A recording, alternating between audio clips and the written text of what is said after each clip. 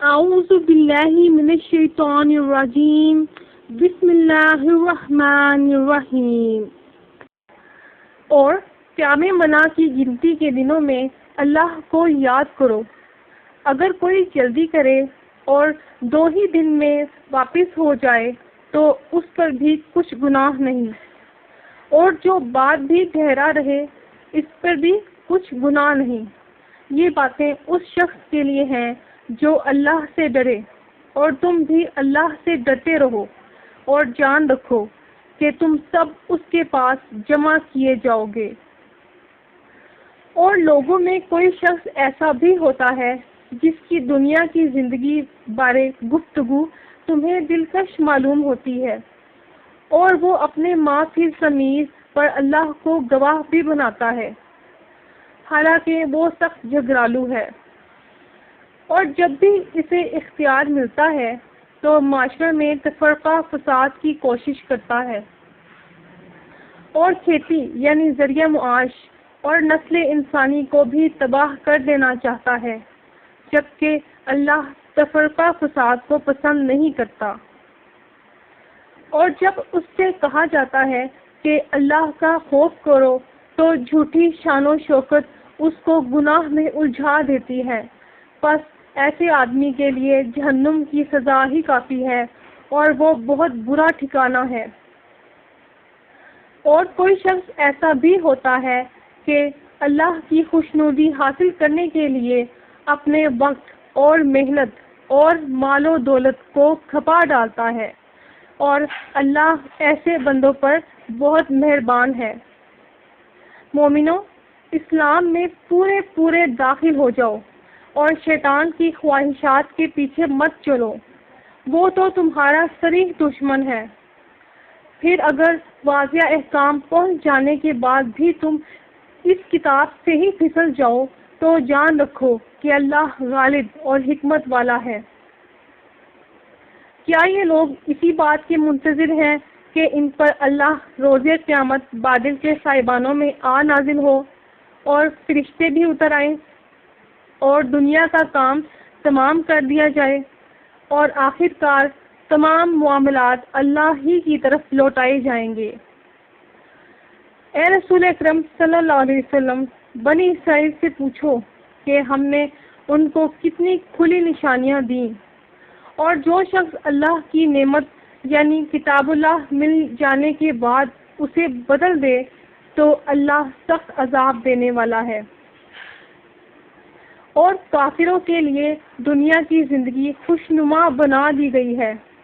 اور وہ مومنوں پر طنز کرتے ہیں، لیکن جو پرہیزگار ہیں وہ قیامت کے دن ان پر غالب ہوں گے، اور اللہ جس کو چاہتا ہے بے شمار رزق دیتا ہے۔ پہلے سب لوگ ایک ہی امت تھے، بعد میں ان میں اختلاف ہوا تو اللہ نے بشارت دینے والے اور انجام سے آگاہ کرنے والے پیغمبر بھیجے،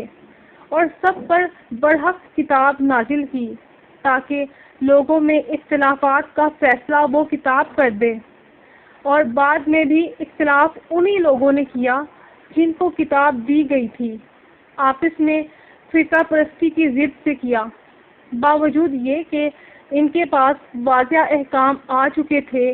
تو جس امر حق میں وہ اختلاف کرتے تھے اللہ نے اپنی مہربانی سے مومنوں کو قرآن کے ذریعے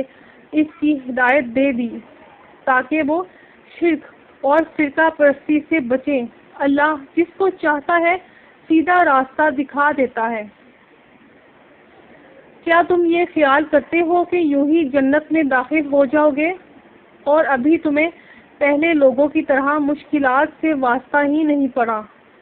ان کو بڑی بڑی سختیاں اور تکلیفیں پہنچی، اور وہ خوب آزمائے گئے، یہاں تک کہ پیغمبر اور مومن لوگ جو ان کے ساتھ تھے سب پکار اٹھے کہ کب اللہ کی مدد آئے گی۔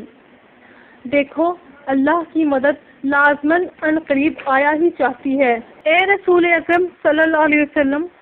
لوگ آپ سے پوچھتے ہیں کہ اللہ کی راہ میں کہاں مال خرچ کریں؟ کہہ دو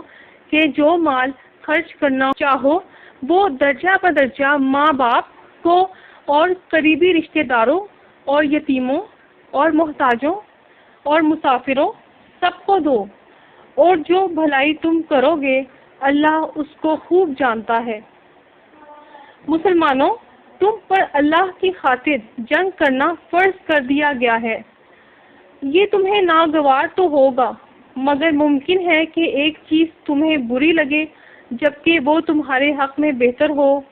اور ممکن ہے کہ ایک چیز تمہیں بہتر لگے جبکہ وہ تمہارے لیے مضر ہو،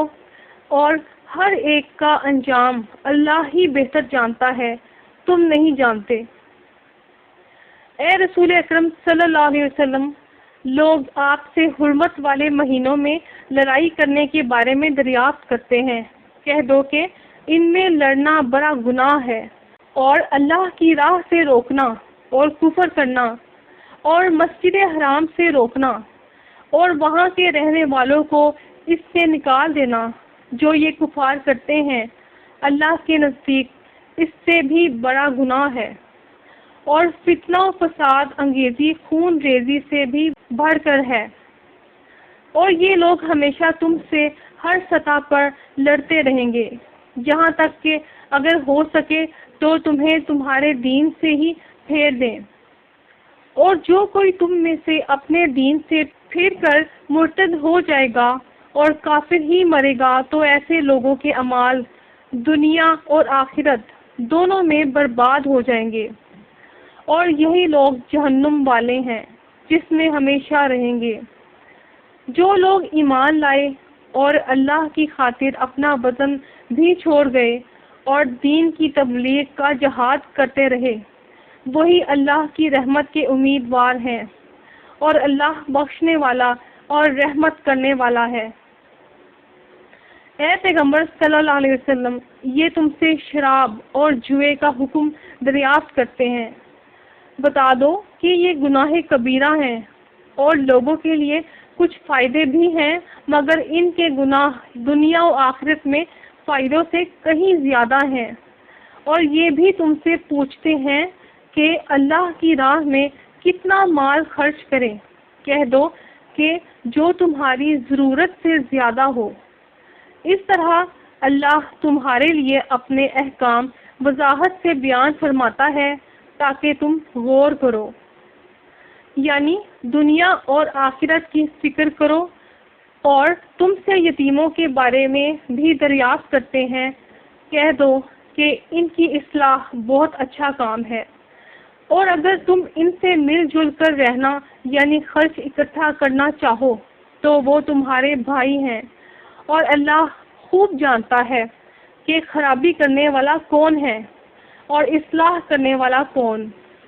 اور اگر اللہ چاہتا تو تمہیں تکلیف دہ ذمہ داری میں ڈال دیتا، بے شک اللہ غالب حکمت والا ہے۔